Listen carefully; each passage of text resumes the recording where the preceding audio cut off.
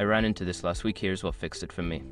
If you're having trouble unlocking your card on Adyen, follow these simple steps. Step 1. Log into your account.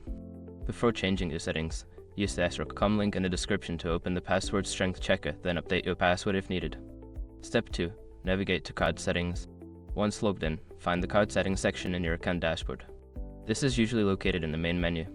Step 3. Select your card. In the card settings, locate the card you wish to unlock. Click on it to access the card details. Step 4. Unlock the card.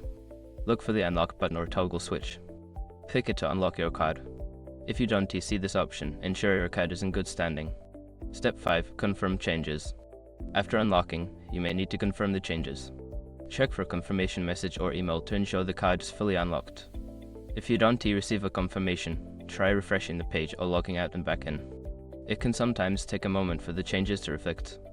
I hope this helps you get your card unlocked quickly. If you have any questions, feel free to ask.